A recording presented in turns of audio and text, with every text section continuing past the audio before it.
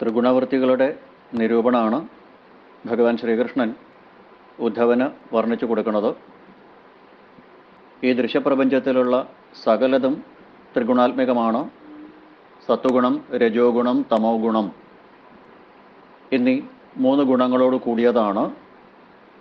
എന്നാൽ പരമാത്മാവായ എന്നെ ഇതൊന്നും ബാധിക്കണതല്ല, ആത്മസ്വരൂപത്തിനെ ഇതൊന്നും ബാധിക്കണതല്ല എന്ന് ഭഗവാൻ ആദ്യം തന്നെ പറഞ്ഞു. ഹംസാവതാരത്തിൻ്റെ തൊട്ട് മുമ്പ് 13-ാം അധ്യായത്തിൽ ആദ്യത്തെ ശ്ലോകം തന്നെ പറഞ്ഞു, സത്വം രജസ്തമ ഇതി ഗുണബുദ്ധേ ന ചാത്മന.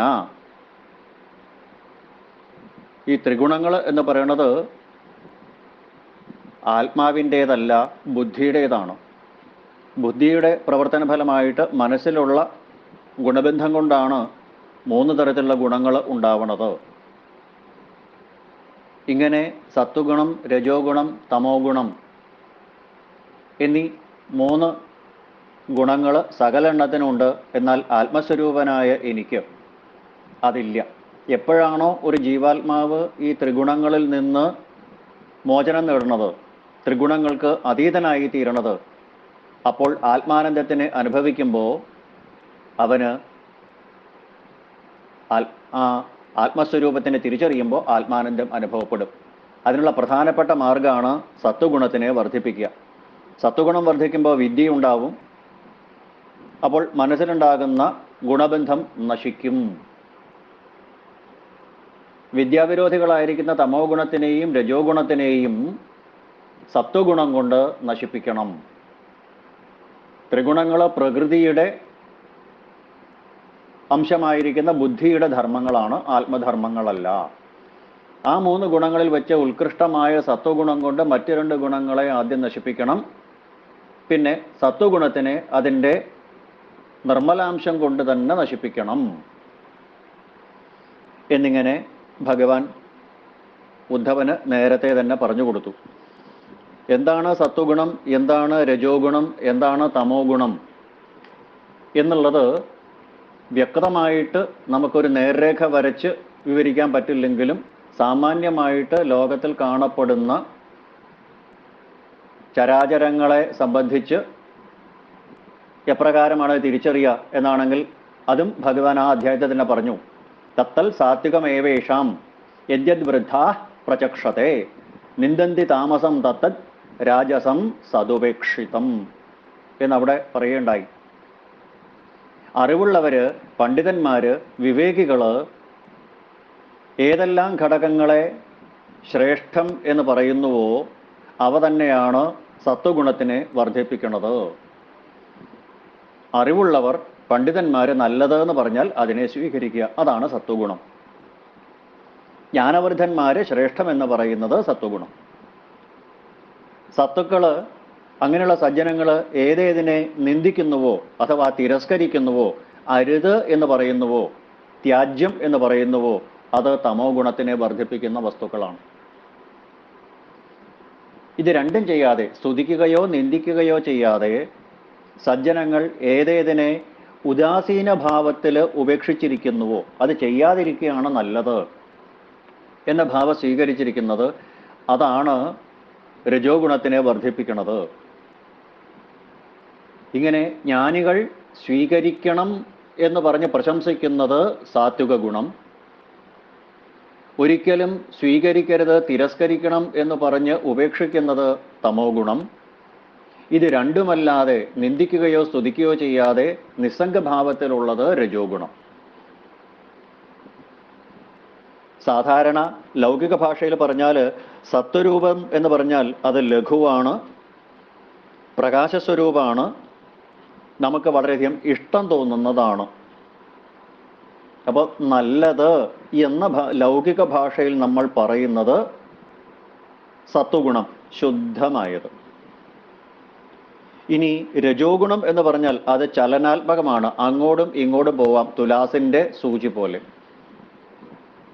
അങ്ങോട്ടും ഇങ്ങോട്ടും ചലിക്കാം, കിണ്ണം വെക്കത്തെ കടുക് പോലെ എന്ന് വേണമെങ്കിൽ പറയാം.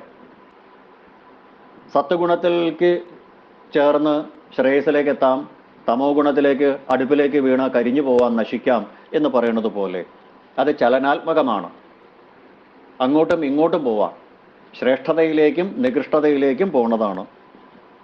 അപ്പോൾ രജസ്വരൂപം എന്ന് പറഞ്ഞാൽ ചലനാത്മകമാണ്, പ്രേരകമാണ്. ഇനി തമോ ഗുണത്തിനെ കുറിച്ച് പറയണു. തമോ ഗുണം എന്ന് പറഞ്ഞാൽ അത് ഗുരുത്വം കൂടിയതാണ്, കട്ടി കൂടിയതാണ്. സത്വഗുണം വളരെ കട്ടി കുറഞ്ഞതാണ്. തമോ ഗുണം നേരെ വിപരീതമാണ്, ഗുരുത്വം കൂടിയതാണ്, കാഠിന്യം കൂടിയതാണ്. അത് ആവരണാത്മകമാണ്, യഥാർത്ഥ വസ്തുവിനെ പുറത്തേക്ക് കാണിക്കാത്തതാണ്, അജ്ഞാന സ്വരൂപമാണ്, അന്ധകാര സ്വരൂപമാണ്. ഇങ്ങനെ നമുക്ക് ഏകദേശം ഒരു സ്വരൂപം പറയാം.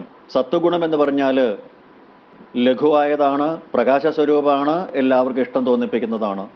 രജോ ഗുണം എന്ന് പറഞ്ഞാൽ ചലനാത്മകമാണ്, അതായത് ദ്വൈതത്തിലേക്ക് ചരിക്കുന്നതാണ്. അത് ഓരോ കർമ്മങ്ങളെ ചെയ്യാൻ പ്രേരിപ്പിക്കുന്നതാണ്, പ്രേരണാത്മകമാണ്.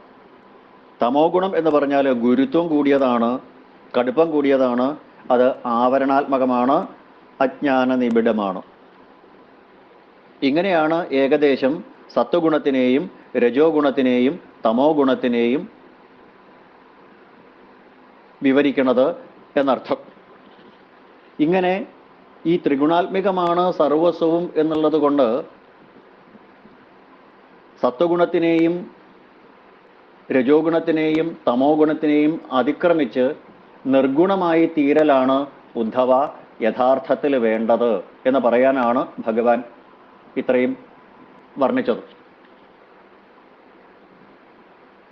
സത്വഗുണത്തിനെയും ഉപേക്ഷിച്ച് നിർഗുണമായി തീരണം എന്നവിടെ പറയുണ്ടായി. കഴിഞ്ഞ പ്രകരണത്തിൽ നമ്മൾ അനുസ്മരിച്ചത് സത്വഗുണ പ്രധാനികളുടെ ലക്ഷണങ്ങളെ കുറിച്ചിട്ടാണ്. അവരുടെ എല്ലാം ശ്രേഷ്ഠമാണ് എന്ന് പറയാം. അവരുടെ കർമ്മമാണെങ്കിലും ഭക്തിയാണെങ്കിലും ശ്രദ്ധയാണെങ്കിലും ആഹാരമാണെങ്കിലും സകലതും ഈശ്വരങ്കിലേക്ക് അടുക്കാനാവശ്യമായ ലളിതമായ ശുദ്ധമായ അവസ്ഥയിലേക്കായിരിക്കും എന്നർത്ഥം. അതാണ് പൊതുവെ സാത്വികന്മാരുടെ രൂപം കണ്ടു കഴിഞ്ഞാൽ. ഇനി രാജസന്റെ സ്വഭാവം, രജോ ഗുണപ്രധാനിക്ക് പലതരം കാമനകൾ ഉണ്ടാവും, അനേകം ആഗ്രഹങ്ങൾ ഉണ്ടാവും, ഒന്നിനു പുറകെ ഒന്നായിട്ട് അവ വന്നുകൊണ്ടുമിരിക്കും. ഈ ആഗ്രഹങ്ങൾ സാധിച്ചെടുക്കാൻ വേണ്ടിയിട്ട് അവൻ എപ്പോഴും ഓരോരോ കർമ്മങ്ങൾ ചെയ്തുകൊണ്ടിരിക്കും, നിരന്തരമായിട്ട്.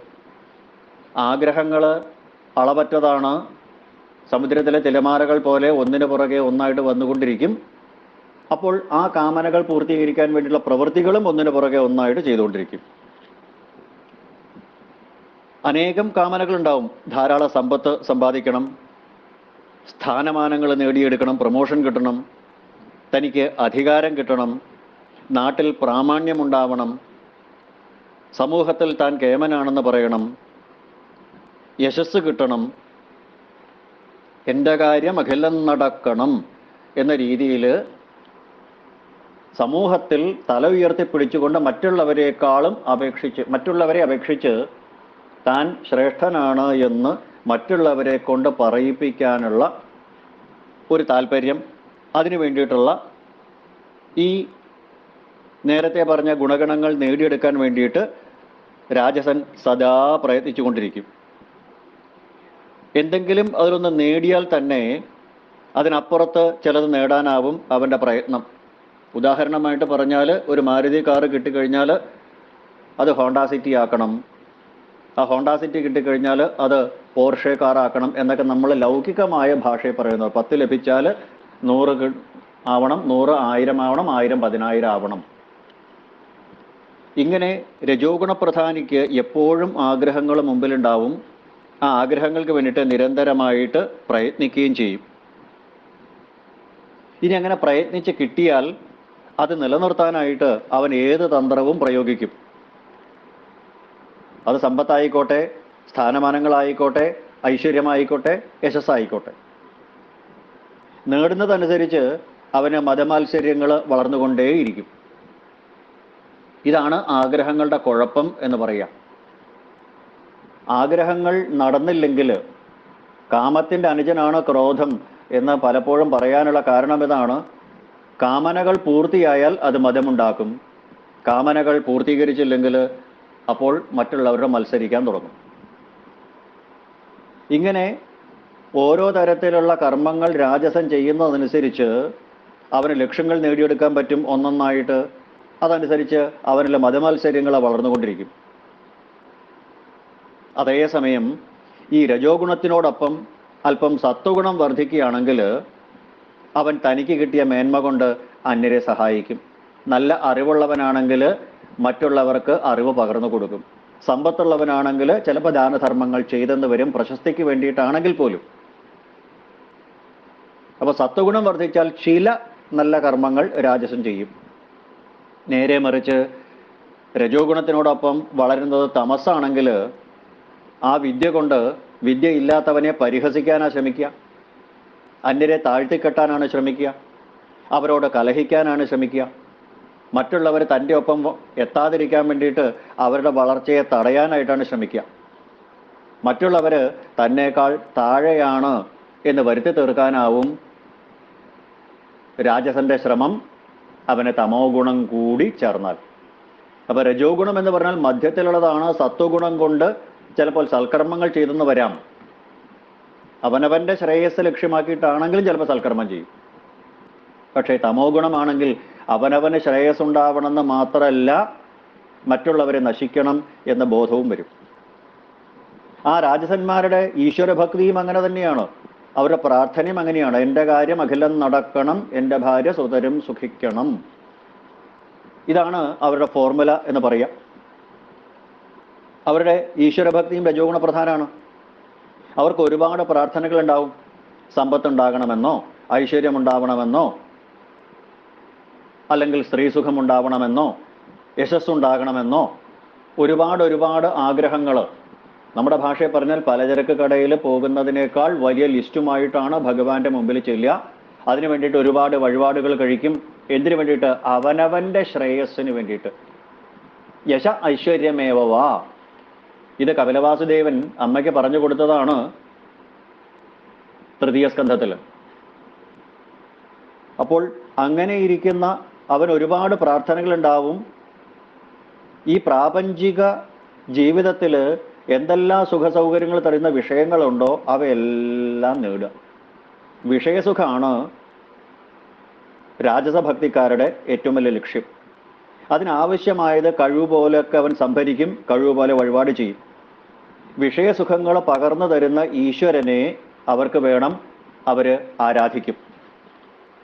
രസകരമായിട്ട് ശ്രീശുക ബ്രഹ്മർഷി ദ്വിതീയ സ്കന്ധത്തിന്റെ 3-ാമത്തെ അധ്യായത്തിൽ പറഞ്ഞു, ഓരോ ദേവന്മാരെ ഓരോരുത്തര് ഉപാസിക്കണം ഓരോ കാര്യങ്ങൾക്ക് വേണ്ടിയിട്ട്. രൂപാഭികാമോ ഗന്ധർവാൻ, സ്ത്രീകാമ അപ്സര ഉർവശീം, ആധിപത്യകാമ സർവേഷാം യജേത പരമേഷ്ഠിനം.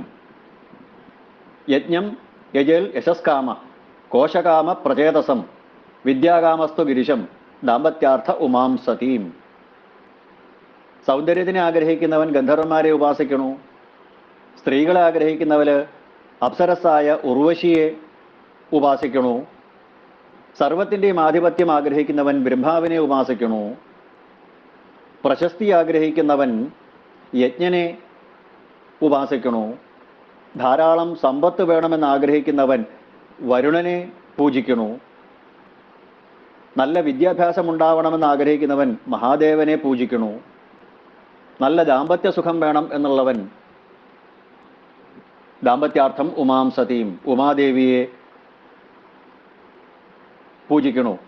ഇങ്ങനെ ഓരോ സുഖങ്ങൾ നേടിയെടുക്കാൻ, പ്രപഞ്ചത്തിലെ ഓരോ സുഖങ്ങളെയും നേടിയെടുക്കാനായിട്ട് ഓരോ തരത്തിലുള്ള ദേവന്മാരെ ഉപാസിക്കണു രജോ ഗുണ പ്രധാനി.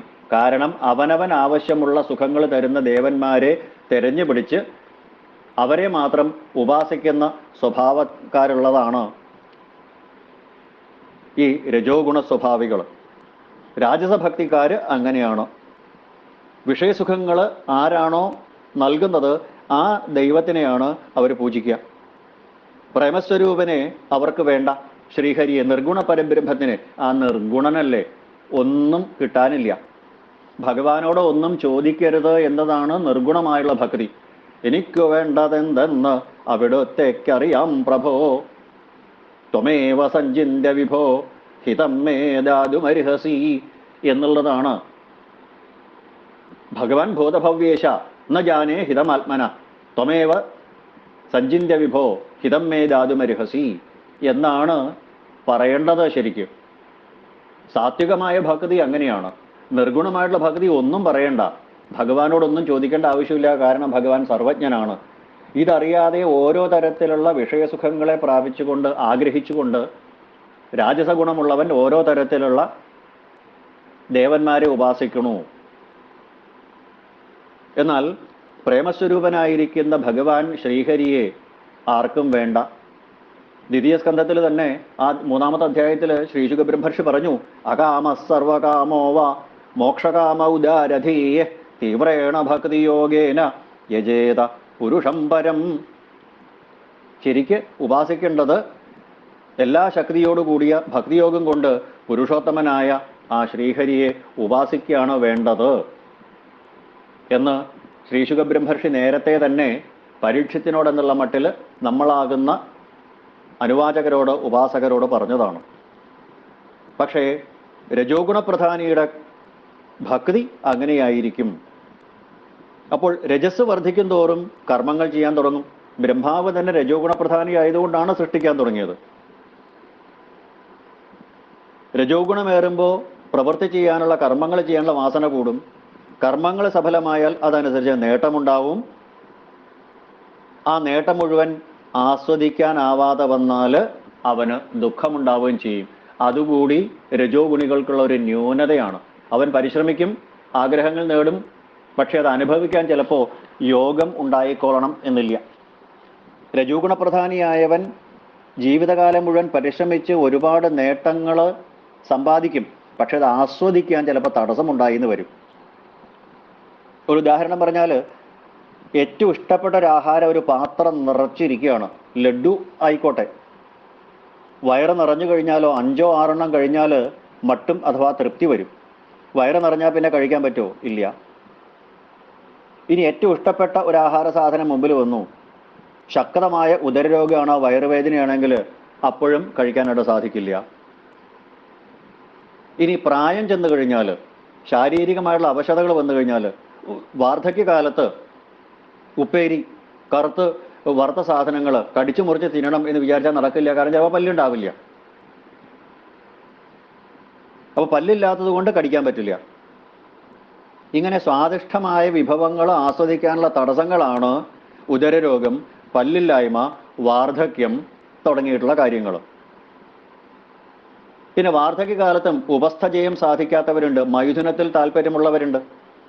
25-ാമത്തെ വയസ്സിൽ അനുഭവിച്ചതായ ആ മൈഥുനം എന്ന രത്യാവേശം 80-ാമത്തെ വയസ്സിൽ അനുഭവിക്കാൻ സാധിക്കില്ല. അത് തീർച്ചയാണ്. അപ്പോൾ നിറവേറ്റാത്ത കാമങ്ങളെല്ലാം അപ്പോൾ ക്രോധമായിട്ട് തീരുന്നു. എനിക്ക് അനുഭവിക്കാൻ പറ്റിയില്ലല്ലോ, അപ്പോൾ അത് ക്രോധമായിട്ട് പുറത്തേക്ക് വരും. മറ്റുള്ളവൻ അനുഭവിക്കുന്നവൻ കാണുമ്പോൾ അസൂയ ഉണ്ടാവും, മത്സരമുണ്ടാവും, ഈർഷ്യയുണ്ടാവും, ക്രോധമുണ്ടാവും. ഇതാണ് ആ രജോഗുണ പ്രധാനിക്ക്. ആ കാമം രജസ്സാണെങ്കിൽ ക്രോധം എന്ന് പറയുന്നത് തമസാണ്. അങ്ങനെയുള്ളവന്റെ മനസ്സിൽ സത്വം വളരാതിരുന്നാൽ മനസ്സെപ്പോഴും അശാന്തമായിരിക്കും. ഏറ്റവും കൂടുതൽ ഇത് കാണുക വാർദ്ധക്യകാലത്താണ്. ചെറുപ്പകാലത്ത് എത്ര സുഖമായിരുന്നു, ഇപ്പോൾ അതൊന്നും അനുഭവിക്കാൻ പറ്റണില്ലല്ലോ എന്ന് ചിന്തിക്കുമ്പോൾ, പ്രത്യേകിച്ച് വാർദ്ധക്യകാലത്ത് സുഖം ആസ്വദിക്കാൻ കഴിവറ്റുപോയ അവസ്ഥയിൽ. അങ്ങനെ ഇരിക്കുമ്പോൾ രജസ് ഏറിക്കഴിഞ്ഞാൽ അസുരന്മാർക്ക് ജയം എന്ന് നേരത്തെ പറഞ്ഞു. ആസുരഭാവത്തിന് ജയം എന്നർത്ഥം. ദേവനും അസുരനും ഋഷിയും മനുഷ്യനും എല്ലാം ഈ മനസ്സിൻ്റെ വികലമായ ഭാവങ്ങളാണെങ്കിൽ വിവിധ ഭാവങ്ങളാണ് ഉദ്ധവ എന്ന് ഭഗവാൻ നേരത്തെ പറഞ്ഞു. മനസ്സിൽ രജസ് ഏറുമ്പോൾ ആസുരഭാവങ്ങൾ വളരും, കാമങ്ങളും കർമ്മങ്ങളും വർദ്ധിക്കും. ആ കാമങ്ങൾ അനുഭവിച്ച് സംതൃപ്തി അടയാൻ സാധിക്കാണ്ട് വരുമ്പോൾ അതെല്ലാം വാസനാരൂപേണ ചിത്തത്തിൽ അടിഞ്ഞു കിടക്കും. ആഗ്രഹങ്ങളുണ്ട്, അവ പൂർത്തീകരിക്കപ്പെട്ടില്ല. അപ്പോൾ എപ്പോഴും പുകഞ്ഞുകൊണ്ടിരിക്കുന്ന അഗ്നിപർവ്വതം പോലെയാകും മനസ്സ് എന്നർത്ഥം. ഇങ്ങനെ അതൃപ്തമായിരിക്കുന്ന ഈ അഭിലാഷങ്ങളെ സ്വപ്നത്തിൽ അനുഭവിക്കാൻ തുടങ്ങും, മനോരഥത്തിൽ അനുഭവിക്കാൻ തുടങ്ങും. ഞാൻ അങ്ങനെയായിരുന്നെങ്കിൽ, ഇങ്ങനെയായിരുന്നെങ്കിൽ, അത് ചെയ്യാമായിരുന്നു, ഇത് ചെയ്യാമായിരുന്നു തുടങ്ങിയിട്ടുള്ളത്. ഇങ്ങനെ രജോ ഗുണം വർദ്ധിക്കുമ്പോഴാണ് സ്വപ്നം കൂടുതലായിട്ട് കാണുക. വിഷയസുഖങ്ങൾ അനുഭവിക്കുന്ന കാലത്ത് തന്നെ സാത്വികന്മാരുമായിട്ട് ബന്ധപ്പെട്ടിരുന്നെങ്കിൽ ഈ കുഴപ്പമില്ല. യാവൽ സ്വസ്ഥമിതം ശരീരമരുജം എന്നൊക്കെ ഭർതൃഹരി പറയും. ശരീരവും മനസ്സും ഇന്ദ്രിയങ്ങളും സ്വസ്ഥമായിട്ടിരിക്കുന്ന നല്ല കാലത്ത്, സമ്പത്ത് കാലത്ത് തൈപത്ത് വച്ചാൽ ആപത്ത് കാലത്ത് കാപത്ത് തിന്നാം എന്നുള്ള പഴമൊഴി പോലെ ശരീരവും ഇന്ദ്രിയങ്ങളും സ്വസ്ഥമായിട്ടിരിക്കുമ്പോൾ, പൂർണ്ണ ആരോഗ്യമുള്ള സമയത്ത് സജ്ജന സംസർഗം ഉണ്ടായാൽ മതി. അപ്പൊ വിഷയസുഖങ്ങൾ അനുഭവിക്കുന്ന കാലത്ത് തന്നെ സാത്വികന്മാരുമായിട്ട് ബന്ധപ്പെടണം, അവരെ കണ്ട് പഠിക്കണം, അവരുടെ ചര്യകൾ ശീലിക്കണം, അവരുടെ ഉപദേശങ്ങളെ സ്വീകരിക്കണം. ഇങ്ങനെ അവരുമായിട്ടുള്ള നിത്യസംഘം കൊണ്ട് സത്വഗുണത്തിനെ വളർത്തിക്കൊണ്ടുവരണം. ഇത് ചെയ്യാത്ത പക്ഷമാണ് ആ മനുഷ്യന്റെ മനസ്സ് മരണവേളയിലും രാജസ ഗുണമായിരിക്കും. അങ്ങനെ രജോ ഗുണപ്രധാനിയായിട്ട് ശരീരത്തിനെ ഉപേക്ഷിക്കുന്നവൻ വീണ്ടും ഇഹലോകത്തിൽ മനുഷ്യനായിട്ട് ജനിക്കണു. പുനർജന്മത്തിലും ഇതേ വാസനകൾ അവന്റെ കൂടെ ഉള്ളത് കൊണ്ട്, കാരണം ലിംഗശരീരം നശിക്കുന്നില്ല. പഞ്ചജ്ഞാനേന്ദ്രിയങ്ങളും പഞ്ചകർമ്മേന്ദ്രിയങ്ങളും പഞ്ചഭൂതങ്ങളും മനസ്സും ചേർന്ന 16 കോശങ്ങൾ ചേർന്നതാണ് ലിംഗശരീരം. അപ്പൊ മനസ്സ് അതിൻ്റെ കൂടെ ഉള്ളത് കൊണ്ട് സ്ഥൂലദേഹം വിട്ട് മറ്റൊരു സ്ഥൂലദേഹത്തിനെ സ്വീകരിച്ചാലും ഈ വാസനകൾ വിട്ടുപോണില്ല. അതാണ് അജാമിളോപാഖ്യാനത്തിൽ പട്ടേരിപ്പാട് പറഞ്ഞത്, പുനന്തി പാപം നലുനന്തി വാസനാം. വാസനകൾ നശിക്കണില്ല. അപ്പോൾ പുതിയൊരു സ്ഥൂല ശരീരം കിട്ടിയാലും, പുതിയൊരു ജീവിയായിട്ട് ജീവിച്ചാലും, മനുഷ്യനായിട്ട് ജനിച്ചാലും പുനർജന്മത്തിലും അവന് ഈ വാസനകൾ ഉണ്ടാവും. ഇത് തന്നെ തുടരും. അപ്പോൾ ഒരു രാജസനെ സാത്വികത്തിലേക്ക് കൊണ്ടുവരികയാണോ വേണ്ടത്? രാജസന്റെ ഒരു പ്രത്യേകത, അവന്റെ സകല അനുഷ്ഠാനങ്ങളും ഫലകാംക്ഷ കൂടിയതോടാവും. എന്തിനും റിസൾട്ട് വേണം, ഇന്ന കാര്യം സാധിക്കണം എന്ന് ചെയ്തുകൊണ്ടാണ് അവൻ ഓരോ കർമ്മങ്ങളും ചെയ്യുക. അത് ചെയ്തില്ലെങ്കിലോ അതിനോട് ദേഷ്യമായി. താൻ പുല്ലും വെള്ളവും കൊടുത്ത് വളർത്തിക്കൊണ്ടുവന്ന ഒരു പശു പാല് ചുരത്താണ്ടായാൽ അതിനെ അറുക്കാൻ കൊടുക്കും, അല്ലെങ്കിൽ ആർക്കെങ്കിലും വിൽക്കും, എനിക്ക് വേണ്ട. വീട് കാക്കുന്ന നായ വളരെ മനുഷ്യനോട് വളരെയധികം കൂറുള്ളതാണ്. അതിന് പറ്റാണ്ടായാൽ, കിഴവൻ നായ ആണെങ്കിൽ അതിനെ അഴിച്ചുവിടും പുറത്തേക്ക്, എവിടെയെങ്കിലും കൊണ്ട് ഉപേക്ഷിക്കും. നടു റോഡിലോ മൈതാനത്തോ ദൂരെ എവിടെയെങ്കിലും കൊണ്ട് ഉപേക്ഷിക്കും, കാരണം അതിനെ എനിക്ക് വേണ്ട. ഇനി മാതാപിതാക്കളെ തന്നെ ഉപേക്ഷിക്കും. ശരണാലയത്തിലോ മറ്റേതെങ്കിലും ഏകാന്തമായ വാസഗൃഹത്തിലോ എവിടെയെങ്കിലും ഫിക്സഡ് ഡെപ്പോസിറ്റ് കൊടുത്തിട്ട് അവിടെ കൊണ്ട് താമസിപ്പിക്കും, എനിക്ക് നോക്കാൻ വയ്യ. കാരണം എൻ്റെ സ്വന്തം കാര്യമുള്ളൂ. മറ്റുള്ളവരെങ്ങനെയാണ്? സർവതീർത്ഥമയീ മാതാ സർവദേവമയോ പിത മാതരം പിതരം തസ്മാൽ സർവയജ്ഞേന പൂജയിൽ എന്ന രീതിയിൽ ഉപാസിക്കുന്നതിന് പകരം മാതാപിതാക്കളെ ശുശ്രൂഷിക്കുന്നത് തന്നെ അവരുടെ സ്വത്ത് കൈവശപ്പെടുത്താൻ വേണ്ടി മാത്രമാവും. സ്വത്ത് കൈവശപ്പെടുത്തി കഴിഞ്ഞാൽ പിന്നെ എവിടെയെങ്കിലും കൊണ്ടെത്തുള്ളൂ. പത്നിയെ സ്നേഹിക്കുന്നത് രതിസുഖത്തിന് വേണ്ടിയിട്ടാവും. അല്ലാതെ പതി പാതി ഇതി പതി എന്ന രീതിയിൽ താൻ സംരക്ഷിക്കേണ്ടതായ ഗൃഹലക്ഷ്മിയാണ്. തൃതീയ സ്കന്ധത്തിൽ കശ്യപ പ്രജാപതി ദിതിയോട് പറഞ്ഞതുപോലെ സംസാരസാഗരമാകുന്ന ഈ ഘോര സമുദ്രത്തിനെ അക്കര കടക്കാനായിട്ട് സഹായിക്കുന്ന തോണിക്കാരിയാണ് ഗൃഹലക്ഷ്മിയായ പത്നി. ഒരു ഗൃഹസ്ഥൻ സകല ഭാരങ്ങളും പത്നിയുടെ ചുമലിൽ വെച്ചിട്ടാണ് ഈ സംസാരസാഗരത്തിനെ സുഖകരമായിട്ട് കടക്കുന്നത് എന്നൊക്കെ വളരെ വ്യക്തമായിട്ട് കശ്യപ പ്രജാപതി പറഞ്ഞ തൃതീയ സ്കന്ധത്തിൽ നമ്മൾ അനുസ്മരിച്ചു. ആ പത്നിയെ സ്നേഹിക്കുന്നത് രതിസുഖത്തിന്, മൈഥുനത്തിന് വേണ്ടി മാത്രമാവും. ഈശ്വരനെ രജോഗുണി ഭജിക്കുന്നത് തൻ്റെ കാര്യങ്ങൾ മുടങ്ങാതിരിക്കാൻ വേണ്ടിയിട്ടാവും, താൻ ആഗ്രഹിക്കുന്ന കാര്യങ്ങൾ കിട്ടാൻ വേണ്ടിയിട്ട്. യശസ്സായാലും സമ്പത്തായാലും മൈഥുനമായാലും എന്താണെങ്കിലും. ഇനി അന്യർക്ക് ഉപകാരം ചെയ്യുന്നത് സ്വന്തം പ്രാമാണ്യത്തിന് വേണ്ടിയിട്ടാവാം, അല്ലെങ്കിൽ പ്രശസ്തിക്ക് വേണ്ടിയിട്ടാവാം. ഇനി ദ്വിതീയ സ്കന്ധത്തിൽ നമുക്ക് 12ാമത്തെ സ്കന്ധത്തിൽ നമുക്ക് കാണാം, കലിയുഗ ധർമ്മങ്ങൾ പറയുമ്പോൾ യശോർത്ഥേ ധർമ്മസേവനം. പത്രത്തിൽ ഫോട്ടോ വരാൻ വേണ്ടിയിട്ട്, താൻ കേമനാണ് അല്ലെങ്കിൽ മറ്റുള്ളവരെ തന്നെ ബഹുമാനിക്കാൻ വേണ്ടിയിട്ടാവും സേവനം ചെയ്യുന്നത് തന്നെ. അപ്പോൾ ഒരാൾക്ക് ഡൊണേഷൻ കൊടുക്കുന്നുണ്ടെങ്കിൽ, അല്ലെങ്കിൽ ഒരാൾക്കൊരു സേവനം ചെയ്തു കൊടുക്കുന്നുണ്ടെങ്കിൽ പത്രത്തിൽ പടം വരണം, തന്നെ എല്ലാവരും ശ്രേഷ്ഠനാണ് എന്ന് പറയണം, സമൂഹത്തിൽ നിലയും വിലയും ബഹുമാനവുമുള്ള ഒരാളായി തീരണം എന്ന ആ സ്വാർത്ഥ മോഹത്തിനെ ലക്ഷ്യമാക്കിയിട്ടാണ് രജോ ഗുണിയുടെ പ്രവൃത്തികളെല്ലാം. അതായത് നിഷ്കാമമായ കർമ്മം രാജസനിൽ നിന്ന് പ്രതീക്ഷിക്കാൻ വയ്യാന്നർത്ഥം. നേരെ മറിച്ച് അയാൾക്ക് സത്വഗുണം വളരുകയാണെങ്കിലോ കാമം കുറയും. അപ്പോൾ ക്രമേണ കർമ്മം നിഷ്കാമമായിട്ട് വരും. അപ്പോൾ അവൻ്റെ മനസ്സിനെ ശുദ്ധീകരിക്കും, രജോ ഗുണവും തമോ ഗുണവും നീങ്ങും. പക്ഷെ അതിന് ശീലിക്കാതിരുന്നാൽ രജോ ഗുണം വർദ്ധിച്ചു കഴിഞ്ഞാൽ അവന് ഭേദബുദ്ധി വർദ്ധിക്കും. ജാതി, മതം, തൊഴിൽ, വർണ്ണം, ഭാഷ, ദേശം തുടങ്ങിയിട്ടുള്ള സകല ഭേദങ്ങളും അവനെ സ്വാധീനിക്കും. ഇങ്ങനെ ജാതിയിലുള്ള അഭിമാനം, വർണ്ണത്തിലുള്ള അഭിമാനം, ബ്രാഹ്മണനാണെന്നോ ക്ഷത്രിയനാണെന്നോ സമ്പന്നനാണെന്നോ സുന്ദരനാണെന്നോ കുലമഹിമയുള്ളവനാണെന്നോ തപസ്വിയാണെന്നോ വിദ്യാഭ്യാസമുള്ളവനാണെന്നോ പലതരത്തിലുള്ള അഭിമാനങ്ങൾ അവൻ്റെ മനസ്സിൽ നിറയും.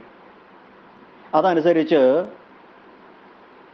അവന് സ്വന്തം വർണ്ണക്കാരോട്, സ്വന്തമെന്ന് തോന്നിപ്പിക്കുന്ന ആൾക്കാരോട്, സ്വന്തം ജാതിക്കാരോട്, സഹപ്രവർത്തകരോട്, അല്ലെങ്കിൽ തന്നോട് യോജിക്കുന്ന ആൾക്കാരോട്, അത് പറയാൻ എളുപ്പം, തന്നെ അനുകൂലിക്കുന്ന ആൾക്കാരോട്, തന്നോട് യോജിക്കുന്ന ആൾക്കാരോട് മമത കൂടും, അല്ലാത്തവരോട് വിദ്വേഷമുണ്ടാവും.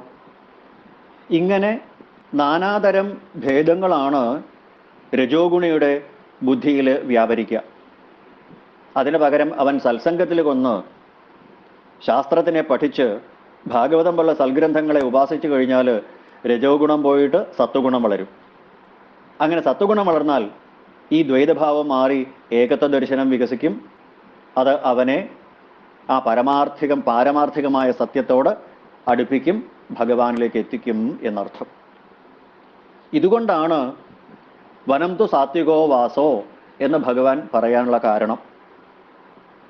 ഗ്രാമവാസം രാജസാണെന്ന് പറയാൻ കാരണം അതാണ്. ഗ്രാമവാസം എന്നവിടെ ഉദ്ദേശിക്കുന്നത് സുഖസൗകര്യങ്ങൾ നിറഞ്ഞ നഗരത്തിനെയും ഉൾപ്പെടുത്തുകയാണ്. നാട്യപ്രധാനം നഗരം ദരിദ്രം, നാട്ടിൻപുറം നന്മകളാൽ സമൃദ്ധം എന്ന് കണ്ടതുപോലെ ഇവിടെ നഗരം അഥവാ ഗ്രാമം എന്നൊക്കെ ഭഗവാൻ ഉദ്ദേശിച്ചത് സുഖസൗകര്യങ്ങളുള്ള സ്ഥലം, അമ്പരചുംബികളായ കെട്ടിടങ്ങൾ, അതിൽ AC പോലെയുള്ള സൗകര്യങ്ങൾ, സഞ്ചരിക്കാനായിട്ട് കാറ് തുടങ്ങിയിട്ടുള്ള അത്യാഡംബര വസ്തുക്കൾ നിറഞ്ഞിരിക്കുന്ന സ്ഥലത്തിനെയാണ് അവിടെ ഗ്രാമം എന്നുദ്ദേശിച്ചത്. അപ്പം ഇങ്ങനെയുള്ള രജോ ഗുണികൾ പ്രധാനമായിട്ടും നഗരവാസത്തിനാണ് ആഗ്രഹിക്കുക. നഗരവാസികൾ മുഴുവൻ രജോ ഗുണ പ്രധാനികളാണ് എന്നല്ല അർത്ഥം. താരതമ്യേന രജോ ഗുണമുള്ളവർക്ക് ഇത്തരത്തിലുള്ള താല്പര്യമാണ് ഉണ്ടാവുക എന്നർത്ഥം. ഇങ്ങനെ മഹാനഗരത്തിൽ വലിയ വലിയ അമ്പരചുംബികളായിട്ടുള്ള ആഡംബര ഗൃഹങ്ങളിൽ താമസിച്ചവർക്ക്, ലക്ഷറി വില്ലാസൊക്കെ എന്നൊക്കെ പറയുന്ന ഇങ്ങനെ അത്യാഡംബര ഗൃഹങ്ങളിൽ താമസിച്ചവർക്ക് നാട്ടിന് പുറത്ത് താമസിക്കുന്ന പറഞ്ഞാൽ ശ്വാസം മുട്ടലാണ്. ഒരു സൗകര്യവും ഇല്ല. ഒരു കുഗ്രാമം, അല്ലെങ്കിൽ നെറ്റ് പോലും കിട്ടാത്ത സ്ഥലം, റേഞ്ച് ഇല്ലാത്ത സ്ഥലം, അല്ലെങ്കിൽ കാറ് പോലും ചെല്ലാത്ത സ്ഥലം എന്നൊക്കെ പറഞ്ഞ് അവർക്ക് ശ്വാസം മുട്ടും. ഇങ്ങനെയുള്ള രജോ ഗുണികൾക്ക് നാട്ടിൻ പുറത്തുള്ള നിഷ്കളങ്കരായ കൃഷിക്കാരോടൊത്ത് ജീവിക്കാൻ പ്രയാസമാവും. അതാണ് അവരുടെ മാനസികാവസ്ഥ. പൊതുവെ പറഞ്ഞാൽ എല്ലാവരും അങ്ങനെയാണെന്നല്ല. അപ്പോൾ രജോ ഗുണികൾക്ക് സാധാരണ സത്വഗുണശീലരോട് ഇടപഴകാൻ വിഷമാവും എന്നർത്ഥം. ഏത് കർമ്മം ചെയ്യുമ്പോഴും രാജസൻ രാഗാന്ധനാവും. അതിന് കാരണം ആ രാഗത്തിന്, അതായത് അനുരാഗത്തിന് അടിസ്ഥാനം ഞാനെന്നും എൻ്റേത് എന്നുള്ള ഭാവമാണ്. ഭഗവാൻ കപിലവാസുദേവൻ തൃതീയത്തിൽ പറഞ്ഞില്ലേ, അഹം മമ അഭിമാനോത്ഥയ്യ കാമലോഭാദിധർമ്മലയ്യ എന്ന്. അപ്പം ഞാനെന്നും എൻ്റേതെന്നുള്ള ഭാവമാണ് എല്ലാ ക്ലേശങ്ങളുടെയും പരമമായ അടിസ്ഥാനം. ജാതി, മതം, വർണ്ണം, തൊഴിൽ, ഭാഷ, വേഷം, ആചാരം, ലിംഗം തുടങ്ങിയിട്ടുള്ള പലതിലും അഭിമാനമുണ്ടാവാം. രജോ ഗുണത്തിൻ്റെ ഏറ്റക്കുറച്ചിലനുസരിച്ച് അഭിമാനം കൂടിയും കുറഞ്ഞുമിരിക്കും. രജോ ഗുണം അത്യധികമാണെങ്കിൽ അവന് അഭിമാനം, ദേഹാഭിമാനവും കുലാഭിമാനവും എല്ലാം അത്യധികമായിരിക്കും. ഈ അഭിമാനമാണ് ഒരുത്തനെ രാഗാന്ധനാക്കി തീർക്കുന്നത്. എന്നെ പോലെ മറ്റുള്ളവരല്ല, എന്നെ പോലെ അല്ല മറ്റുള്ളവർ, മറ്റുള്ളവരിൽ നിന്നും ഞാൻ കുറച്ച് മെച്ചപ്പെട്ടവനാണ് എന്ന തോന്നൽ. പല സ്ഥലത്തും വളർന്നു വരുന്നതായ ഈ ദ്രോഹപ്രവൃത്തികളുടെ സ്ഥാനം ഈ രാഗാന്ധതയാണ്. ഇത് വളർന്നു കഴിഞ്ഞാൽ രജസ് തമസ്സായിട്ട് മാറും. അങ്ങനെ അവൻ്റെ പ്രവൃത്തികൾ ഭീകരമായിട്ട് മാറും. രാജസന് കർമ്മശ്രദ്ധയും കൂടും. രാജസന് നേരത്തെ സൂചിപ്പിച്ചതുപോലെ ആഗ്രഹങ്ങൾ ഒരുപാടാണ്. അതുകൊണ്ട് അവ പൂർത്തീകരിക്കാൻ വേണ്ടി ഒരുപാട് കർമ്മങ്ങളും ചെയ്യും. ഏകാന്തതയിൽ ചെന്നിരുന്ന് ധ്യാനിക്കുകയോ ഏകാഗ്രമായ ജപമോ അല്ലെങ്കിൽ ഭാഗവതം പോലെയുള്ള ഗ്രന്ഥങ്ങളെ ആസ്വദിക്കുകയോ സപ്താഹങ്ങൾ പങ്കെടുക്കുകയോ മുതലായവ ആവില്ല അവനിഷ്ടം. മറിച്ച് ഏകാഗ്രമായ ജപമോ ഏകാന്ത ധ്യാനമോ അതിന് പകരം ശബ്ദകോലാഹലങ്ങളിൽ മുഴുകാനാവും അവനിഷ്ടം. ഏകാഗ്രമായ ജപത്തിനേക്കാൾ അവനിഷ്ടം താളമേളങ്ങളോടുകൂടിയ ഭജനയാണ്. അവന് വേണ്ടത് നിശബ്ദതയല്ല, ശബ്ദബാഹുല്യമാണ്.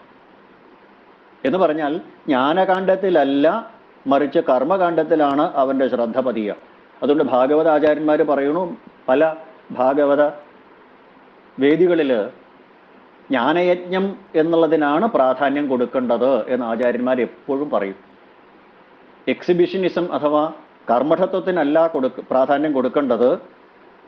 ഭാഗവത സപ്താഹം എന്ന് പറയുന്നത് ഒരു ജ്ഞാനയജ്ഞമായതുകൊണ്ട് കർമ്മകാണ്ഡത്തിനേക്കാൾ കൂടുതൽ ജ്ഞാനകാണ്ഡത്തിലാണ് അതിന് പ്രാമുഖ്യം കൊടുക്കേണ്ടത്. അതിലും ഉപരിയായിട്ട് ഭക്തിയോഗത്തിനാണ്. കർമ്മത്തിനേക്കാൾ കൂടുതൽ ജ്ഞാനത്തിനും ജ്ഞാനത്തിനേക്കാൾ കൂടുതൽ ഭക്തിക്കും കൊടുക്കണം. ഇതാണ് ആചാര്യന്മാർ പൊതുവെ പറയുക. ഇവിടെ രാജസന് ജ്ഞാനകാണ്ഡത്തിനേക്കാൾ പകരം കർമ്മകാണ്ഡത്തിനാണ് അവന് താല്പര്യമുണ്ടാവുക. ആചാരനിഷ്ഠയും ആചാരധാർഷ്ട്യവും അവന് കൂടുതലായിരിക്കും. ഞാൻ ഇങ്ങനെയൊക്കെയാണ് ചെയ്യണത് എന്നുള്ള പറച്ചിലുണ്ടാവും, പ്രവൃത്തി ഉണ്ടാവും മറ്റുള്ളവരെ കാണിക്കാനായിട്ട്. അതിന് പകരം ഈ ആചാരാനുഷ്ഠാനത്തിൽ അല്പം സത്വഗുണം കലർന്നാൽ അതൊരു സാധനയായിട്ട് മാറും, ഉപാസനയായിട്ട് മാറും. അങ്ങനെ പ്രവൃത്തി എന്നുള്ളത് പ്രവൃത്തിയോഗമാവുമ്പോൾ, കർമ്മം എന്നുള്ളത് കർമ്മയോഗമാവുമ്പോൾ, ആചാരം എന്നുള്ളത് സാധനയായിട്ട് മാറുമ്പോൾ അവൻ ശ്രേയസ്സിലേക്ക് എത്തുന്നു.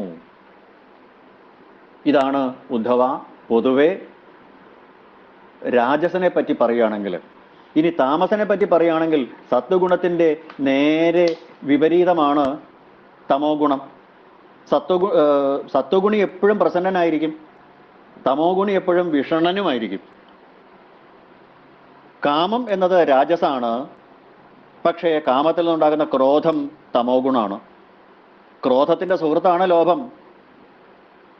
അപ്പൊ കാമവും ക്രോധവും രണ്ടും തലയ്ക്ക് പിടിച്ചാൽ താൻ ഏതവസ്ഥയിൽ ആണെന്ന് അവന് ബോധം ഉണ്ടാവില്ല, എന്താ ചെയ്യണത് എന്നറിയില്ല.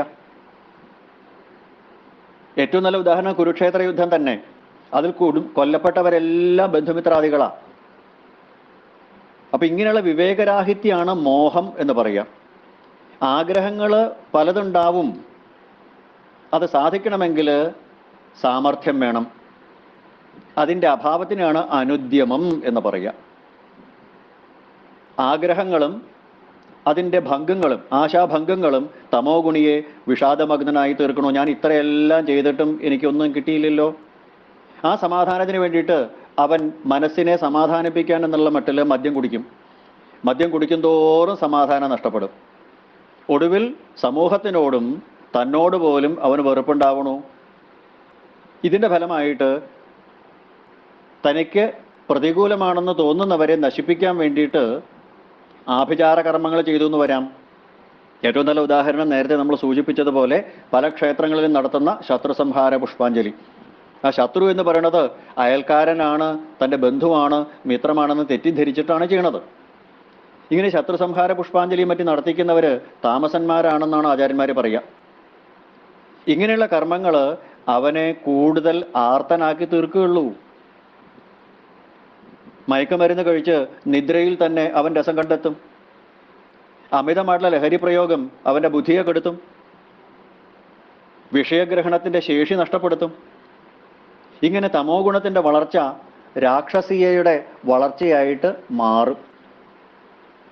അങ്ങനെയുള്ള തമോ ഗുണി തമസിന്റെ വളർച്ചയിൽ ആധിക്യത്തിൽ മരണം സംഭവിച്ചാൽ എത്തിച്ചേരുന്നത് നരകത്തിൽ തന്നെയാവും. അതായത് പക്ഷമൃഗാദികളായിട്ട് തിര്യക് യോനിയിൽ ചെന്ന് ജനിക്കും എന്നർത്ഥം. അവന്റെ ജ്ഞാനവും താമസമായിരിക്കും. എന്ന് പറഞ്ഞാൽ പ്രകൃതി സംബന്ധമായിട്ടുള്ള ജ്ഞാനം, ജഡത്തെക്കുറിച്ചുള്ള ജ്ഞാനം എന്നർത്ഥം. കാണുന്ന വസ്തുവൊക്കെ സത്യമാണെന്ന് തെറ്റിദ്ധരിക്കൽ, ആത്മജ്ഞാനത്തിന്റെ നേരെ വിപരീതം. താമസന്റെ ശ്രദ്ധ അധർമാചരണത്തിലായിരിക്കും. ചൂതുകളി, മദ്യപാനം, മോഷണം, പരസ്ത്രീ സംസർഗം തുടങ്ങിയിട്ടുള്ള ധർമ്മങ്ങളിലായിരിക്കും അല്ലെങ്കിൽ കർമ്മങ്ങളിലായിരിക്കും അവന്റെ ജീവിതം മുഴുകണത്. അവന്റെ ജീവിതശൈലി അങ്ങനെയാവും. അപ്പൊ ഇങ്ങനെ തമോ ഗുണപ്രധാനിയുടെ ഏറ്റവും മൃഗീയമായിട്ടുള്ള അധപ്പതനത്തിലേക്ക് എത്തുന്നതായ കാര്യങ്ങളാണ് തമോ ഗുണി ചെയ്യുക. ഉദ്ധവ, സത്വഗുണവും തമോ ഗുണവും തിരിച്ചറിയാൻ ചിലപ്പോൾ പ്രയാസം വരും. അതും കൂടി ആത്മീയാചാര്യന്മാർ പറയാറുണ്ട്. ഉദാഹരണം, സാത്വികൻ ആരോടും മത്സരിക്കാറില്ല. നിർമത്സരാണാം സതാം എന്ന് ആദ്യമേ പറഞ്ഞത്. കാരണം അവന് മത്സരിക്കേണ്ട ആവശ്യമില്ല, എല്ലാവരോടും സമദൃഷ്ടിയാണ്. താമസനും മത്സരിക്കാറില്ല. എന്ന് വെച്ചാൽ രണ്ടുപേരും ഒരുപോലെയല്ല. സാത്വികൻ മത്സരിക്കാത്തത് വിവേകിയായതുകൊണ്ട്, സമദൃഷ്ടി ഉള്ളതുകൊണ്ട്. താമസൻ മത്സരിക്കാത്തത് അവന് മത്സരിക്കാൻ കഴിവില്ലാത്തത് കൊണ്ട്, അതായത് ആലസ്യം കൊണ്ട്. രണ്ടും ഒരേപോലെയല്ല. ഒരുവന്റെ വിചാരം, വാക്ക്, പ്രവൃത്തി, ഭാഷാശൈലി, വേഷവിധാനം, ആഹാരം, വാസസ്ഥാനം, വിശ്വാസം തുടങ്ങിയ ഏത് കാര്യത്തിലും ഈ ത്രിഗുണങ്ങളുടെ ഏറ്റക്കുറച്ചിൽ, ഗുണഭേദങ്ങളുടെ ന്യൂനതയും ആധിക്യവും സ്വാധീനം ചെലുത്തുന്നതായിട്ട് കാണാം. സ്വന്തം ഗുണഘടന അനുസരിച്ച് ഒരുവന് ചിന്തിക്കാനും പ്രവർത്തിക്കാനും കഴിയണം. ഈ സത്വഗുണവും രജോ ഗുണവും തമോ ഗുണവും ഭഗവാൻ ഇവിടെ ഇത്രയും വിസ്തരിച്ച് പറഞ്ഞത് മറ്റുള്ളവർ സത്വഗുണിയാണോ രജോ ഗുണിയാണോ തമോ ഗുണിയാണോ എന്നറിയാനല്ല, അവനവന്റെ മനസ്സിനെ വിശകലനം ചെയ്യാനാണ്. സെൽഫ് അനാലിസിസിനാണ്. ഇംഗ്ലീഷിലെ ഇൻട്രോസ്പെക്ഷൻ, ആത്മപരിശോധനയ്ക്ക് വേണ്ടിയിട്ടുള്ളതാണ്. തൻ്റെ ഭക്തിയും ശ്രദ്ധയും കർമ്മവും എല്ലാം സാത്വികമാണോ രാജസമാണോ താമസമാണോ എന്ന് സ്വയം വിശകലനം ചെയ്ത് താമസമാണ് എന്ന് മനസ്സ് പറയുന്നുണ്ടെങ്കിൽ അതിനെ രജോ ഗുണത്തിലേക്കും പിന്നീട് അവിടുന്ന് സത്വഗുണത്തിലേക്ക് ഉയർത്തി ഏറ്റവും അവസാനം നിർഗുണത്വത്തിലേക്ക് ഉയരാൻ വേണ്ടിയിട്ടാണ് ഈ വിശകലനം. അല്ലാതെ നമുക്ക് ചുറ്റുമുള്ള വസ്തുക്കളോ ചുറ്റുമുള്ള വ്യക്തികളോ താമസനാണെന്നോ രാജസനാണെന്നോ സാത്വികനാണെന്നോ മുദ്ര കുത്താൻ വേണ്ടിയിട്ടല്ല എന്ന് ആചാര്യന്മാർ പറയണു. അന്യനെ വിലയിരുത്തരുത് ഈ ഗുണഭേദ വിജ്ഞാനം കൊണ്ട്. അവനവനെ മനസ്സിലാക്കാൻ ഉപയോഗപ്പെടുത്തണം. തന്നിൽ വളരുന്നത് സത്വഗുണാണോ രജോ ഗുണാണോ അതോ തമോ ഗുണാണോ എന്ന് ഓരോരുത്തരും സ്വയം പരിശോധിക്കുക. സ്വന്തം വിചാരത്തിനെ, സ്വന്തം വാക്കിനെ, സ്വന്തം പ്രവൃത്തിയെ അപഗ്രഥിച്ച് സ്വയം മനസ്സിലാക്കുക. ആദ്യം തമോ ഗുണത്തിനെയും പിന്നീട് രജോ ഗുണത്തിനെയും ഒടുവിൽ സത്വഗുണത്തിനെയും നീക്കി ഒടുവിൽ ത്രിഗുണാതീതനായിട്ട് മാറണം. അവസ്ഥാത്രയങ്ങൾക്ക് അതീതനായി തീരണം. ഇത് വളരെ ഗംഭീരമായിട്ട് ഭഗവാൻ ഗീതയിൽ 14-ാമത്തെ അധ്യായത്തിൽ ഗുണത്രയ വിഭാഗത്തിനെ വിവരിക്കുന്നുണ്ട്. ഇങ്ങനെ ഈ ലോകം എന്ന് പറയുന്നത് ഈ ത്രിഗുണങ്ങളുടെ സന്നിപാതമാണ്. ഈ പ്രപഞ്ചം ഒട്ടാകെ തന്നെ ഗുണസന്നിപാതമാണ്. സന്നിപാതം എന്ന് പറഞ്ഞാൽ സങ്കലനം, കൂടിച്ചേരൽ. ശുദ്ധ സത്വമായിട്ടോ ശുദ്ധ രജസ്സായിട്ടോ ശുദ്ധ തമസായിട്ടോ ഇവിടെ ഒന്നുമില്ല. മൂന്നും ഇടകലർന്നതാണ് എല്ലാം. ആ കലർപ്പിനെയാണ് ഭാഗവതത്തിൽ പറയണത് ഭഗവാൻ സന്നിപാതം എന്ന്. ഗുണപ്രാധാന്യം നോക്കിയിട്ട് ഏത് ഗുണത്തിനാണോ കൂടുതൽ ഡോമിനൻസ്, പ്രാധാന്യം, എല്ലാവർക്കും 3 ഗുണങ്ങളുണ്ട്, അതിലേത് ഗുണമാണ് മികച്ചു നിൽക്കുന്നത് എന്ന് നോക്കിയിട്ട് ഒരുവനെ സാത്വികനെന്നോ രാജസനെന്നോ താമസനെന്നോ വിളിക്കണോ എന്ന് മാത്രമേ ഉള്ളൂ. അപ്പൊ ഈ ഗുണങ്ങളുടെ കൂടിക്കലരാണ് സന്നിപാതം. ഗുണസന്നിപാതം എന്ന് പറഞ്ഞാൽ സാരാംശത്തിൽ ഈ ലോകവ്യാപാരം തന്നെയാണ്. ദേഹം, ഇന്ദ്രിയങ്ങൾ, അന്ധകരണം തുടങ്ങിയവയിൽ ഞാൻ എന്ന ഭാവം, അതായത് അഹന്ത, അഹംബോധം. ഗൃഹം, ധനം, പുത്രൻ മുതലായവയിൽ എൻ്റേത് എന്ന ഭാവം, അതായത് മമത. ഇത് രണ്ടും ജീവന്റെ നിത്യ സഹചാരികളാണ്. ഇത് രണ്ടുമാണ് ലോക ജീവിതത്തിൻ്റെ അടിസ്ഥാനം എന്നാണ് മനസ്സിലാക്കേണ്ടത്. ലോകവ്യാപാരം നിലനിൽക്കുന്നത് തന്നെ ഈ ഗുണസന്നിപാതത്തിലാണ് ഉദ്ധവ എന്നാണ് ഭഗവാൻ പറയണത്. അഹന്ത കൊണ്ടും മമത കൊണ്ടും കലുഷമായിട്ടുള്ള മനസ്സിൽ എപ്പോഴാ സത്വഗുണം വളരുക പറയാൻ പറ്റില്ല. എപ്പോഴാ രജോ ഗുണം വളരുക അതും പറയാൻ പറ്റില്ല. എപ്പോ തമോ ഗുണത്തിന് വർധനയുണ്ടാവും ഇതൊന്നും പ്രവചിക്കാൻ ആർക്കും സാധിക്കില്ല. ഒരേ വ്യക്തി തന്നെ പല ഘട്ടത്തിൽ പല മട്ടിൽ പ്രത്യക്ഷപ്പെടാറുണ്ട്. സത്വത്തിൻ്റെ അഭിവൃദ്ധിയിൽ ഒരുവൻ ശാന്തനായി തീരും, പ്രസന്നനാവും. ഇതേ വ്യക്തി തന്നെ ദേഷ്യം വരുമ്പോൾ, രജസ് വളരുമ്പോൾ കർമ്മകലാപങ്ങളിൽ ഏർപ്പെടും. ഉദ്ദേശിച്ച കാര്യങ്ങൾ നേടാൻ സാധിക്കാതെ വരുമ്പോൾ മനപ്രസാദം കുറയും, അസന്തുഷ്ടി വർദ്ധിക്കും. വളരുന്നത് തമസാണെങ്കിലോ ആ വ്യക്തി തന്നെ അലസനും വിഷണ്ണനുമായി തീരും. അപ്പോൾ ഒരേ വ്യക്തി തന്നെ സാഹചര്യങ്ങൾക്കനുസരിച്ചു മാറണു. ഒരേ വ്യക്തിയിൽ തന്നെ ഇത്തരം മാറ്റങ്ങൾ ഉണ്ടാവുന്നത് ഗുണത്രയത്തിൻ്റെ ഏറ്റക്കുറച്ചിലനുസരിച്ചിട്ടാണ്. അതുകൊണ്ട് വിവേകിയും ബുദ്ധിമാനുമായ വ്യക്തി സ്വന്തം മനസ്സിനുണ്ടാകുന്ന മാറ്റങ്ങളെ സ്വയം പരിശോധിച്ച് അറിയണം. സത്സംഗം കൊണ്ടും ഹിതവിചാരം കൊണ്ടും ആത്മപരിശോധന കൊണ്ടും സ്വന്തം മനസ്സിലുള്ള രജസ്തമോ ഗുണഘടനകളെ ഒരു വിവേകിക്ക് മാറ്റിയെടുക്കാൻ കഴിയണം ഉദ്ധവ.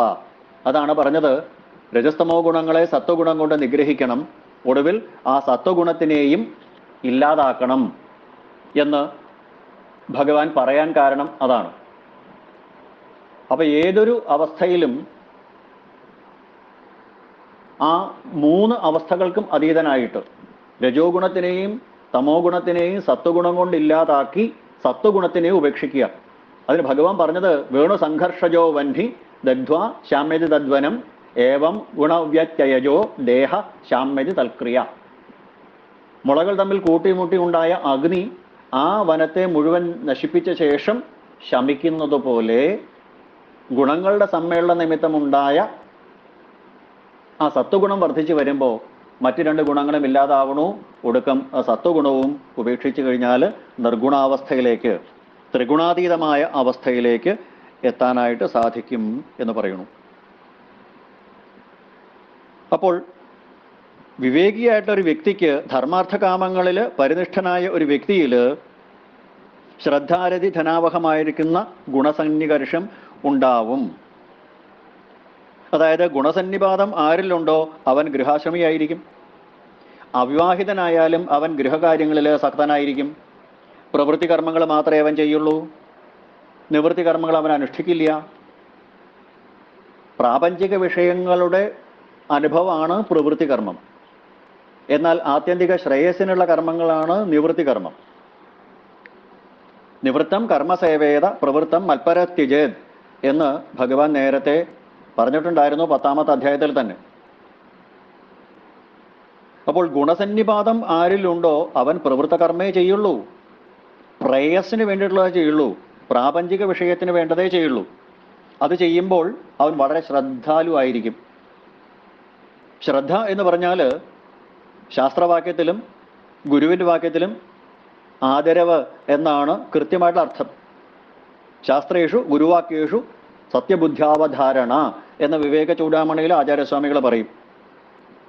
ഇവിടെ ശ്രദ്ധ എന്ന് പറയുന്നത് മലയാളത്തിൽ പറയുന്ന ശ്രദ്ധ, ഇംഗ്ലീഷിലെ കെയർ എന്നൊക്കെ നമ്മൾ പറയാറുള്ളത്.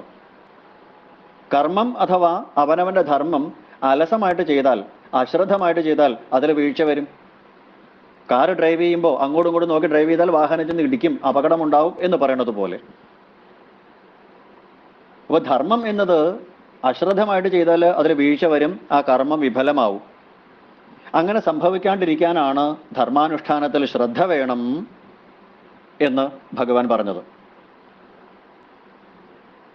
ഇവിടെ സ്ഥാനമാനാദികൾ, പ്രശസ്തി തുടങ്ങിയ കാര്യങ്ങളിൽ താല്പര്യം എന്നുള്ളതാണ് രതി എന്ന വാക്കുകൊണ്ട് ഉദ്ദേശിക്കുന്നത്.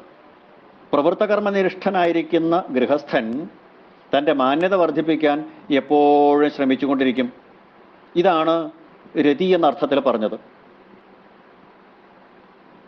കാമത്തിൽ ധനം എന്ന് പറഞ്ഞാൽ തൻ്റെ അഭിലാഷങ്ങൾ നേടിയെടുക്കാൻ വേണ്ടിയിട്ട് ധനം ആർജിക്കുക. മോക്ഷത്തിന് വേണ്ടിയിട്ട് യത്നിക്കാതെ ധർമാർത്ഥ കാമങ്ങളിൽ തൽപരനായവൻ ശ്രദ്ധാപൂർവം കർമ്മങ്ങൾ ചെയ്യും. തൻ്റെ സ്ഥാനമാനങ്ങളും അധികാരവും നിലനിർത്താൻ ശ്രമിക്കും. സ്വന്തം ആഗ്രഹങ്ങൾ സാധിച്ചു കിട്ടാൻ വേണ്ടിയിട്ടാണ് അവൻ ധനം സമ്പാദിക്കുക. പ്രവൃത്തിനിഷ്ഠന്റെ സ്വഭാവമാണിത്, കർമ്മഠന്റെ സ്വഭാവമാണിത്. ഇതിനെല്ലാം കാരണം ഗുണസന്നിപാതമാണ്. ഇങ്ങനെ ഗുണസന്നിപാതം ജീവനെ ബാധിക്കണോ? യഥാർത്ഥത്തിൽ ബാധിക്കില്ല, പക്ഷെ ബാധിക്കുന്നതായിട്ട് തോന്നുന്നു. ജീവാത്മാവ് പരമാത്മാവിൻ്റെ അംശമാണ്. യഥാർത്ഥത്തിൽ ഈ ഗുണത്രയം ജീവനെ ബാധിക്കില്ല. കാരണം ഗുണത്രയം വർത്തിക്കുന്നത് ബുദ്ധിയിലാണ്. നേരത്തെ 13ാമത്തെ അധ്യായത്തിൽ കണ്ടു, നമ്മൾ പറഞ്ഞില്ലേ, സത്വം രജസ്തം ഇതി ഗുണാബുദ്ധേ ന ചാത്മന.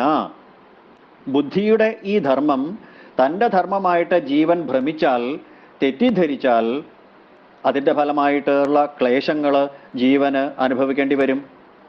ആത്മാവ് നിർഗുണനും നിരാകാരനുമാണ്. ഭഗവാൻ ഇടയ്ക്കിടയ്ക്ക് പറയണ്ടേ, തുരീയം ത്രിഷു സന്തതം, 3 അവസ്ഥകൾക്കും സാക്ഷിയായതാണ് തുരീയം. മന്നിഷ്ഠം നിർഗുണം സ്മൃതം, എന്നെ സംബന്ധിച്ച ജ്ഞാനമാണ് ഉദ്ധവ നിർഗുണം. മന്നികേതം തു നിർഗുണം, എൻ്റെ സങ്കേതം ആണ് നിർഗുണമായിട്ടുള്ളത്. നിർഗുണോ മതപാശ്രയ, എന്നെ ആശ്രയിക്കുന്ന കർത്താവ് നിർഗുണനാണ്. ഇതെല്ലാം ഭഗവാൻ പറയുന്നത് നിർഗുണഭാവത്തിലേക്ക്, ഭഗവാനിലേക്ക് എത്താനാണ്. ഗുണങ്ങളെയും ഗുണസന്നിപാതത്തിനെയും പൂർണ്ണമായിട്ട് വിവരിക്കാൻ ആർക്കും ആവില്ല. ഒടുവിൽ ഭഗവാൻ പറഞ്ഞു, ദ്രവ്യം, ദേശം, കാലം, ഫലം, ജ്ഞാനം, കർമ്മം, കർത്താവ്, ശ്രദ്ധ, അവസ്ഥ, ആകൃതി, നിഷ്ഠ തുടങ്ങിയ സകലത്തും ത്രിഗുണാത്മികമാണ്. ഒറ്റ വാക്യത്തിൽ പറഞ്ഞാൽ കാണപ്പെടുന്നതും കേൾക്കപ്പെടുന്നതും സ്മരിക്കപ്പെടുന്നതുമെല്ലാം ത്രിഗുണാത്മികമാണ്. ത്രിഗുണാതീതമായിട്ടുള്ളത് ആത്മാവ് മാത്രമാണ്. ആ ആത്മാവ് നിർഗുണനാണ്, അവികാരം, അജം, ശുദ്ധം, നിർഗുണം, യദ്നിരഞ്ജനം. അപ്പോൾ ആത്മാനന്ദത്തിനെ മോഹിക്കുന്ന ഒരുത്തൻ, ആത്മസ്വരൂപത്തിനെ തിരിച്ചറിയാൻ ശ്രമിക്കുന്ന ഒരു വിവേകി തന്നിലുള്ള തമോ ഗുണത്തിനെയും രജോ ഗുണത്തിനെയും സത്വഗുണത്തിനെയും സ്വയം പരിശോധിച്ച് കണ്ടെത്തണം. ആദ്യം തമോ ഗുണത്തിനെയും പിന്നെ രജോ ഗുണത്തിനെയും ഒടുവിൽ സത്വഗുണത്തിനെയും നീക്കി നിർഗുണനായി തീരണം. ഈ നിർഗുണാവസ്ഥയിലേക്ക്, നൈഷ്കർമ്മ്യാവസ്ഥയിലേക്ക് എത്തി മോക്ഷം പ്രാപിക്കാൻ വേണ്ടിയിട്ടാണ് ഭഗവാൻ ഗുണത്രയത്തിനെ ഇത്രയും വിസ്തരിച്ചു കൊടുത്തത് എന്ന് ആചാര്യന്മാർ പറയുന്നു. ഒടുവിൽ ഭഗവാൻ പറഞ്ഞു, ഉദ്ധവ, അങ്ങനെ ചിത്തവൃത്തികളെ ജയിക്കാൻ കഴിഞ്ഞാൽ ജീവന് ഭക്തിയോഗം കൊണ്ട് പരമാത്മാവായ എന്നിൽ മനസ്സിനെ ദൃഢമായിട്ട് ഉറപ്പിച്ച് എന്നോട് ഏകീഭവിച്ച് മുക്തനായി തീരാൻ സാധിക്കും എന്ന് പറഞ്ഞുകൊണ്ടാണ് ആ ഗുണത്രയ നിരൂപണം ഭഗവാൻ ഉദ്ധവന് വർണ്ണിച്ച് കൊടുക്കുന്നത്.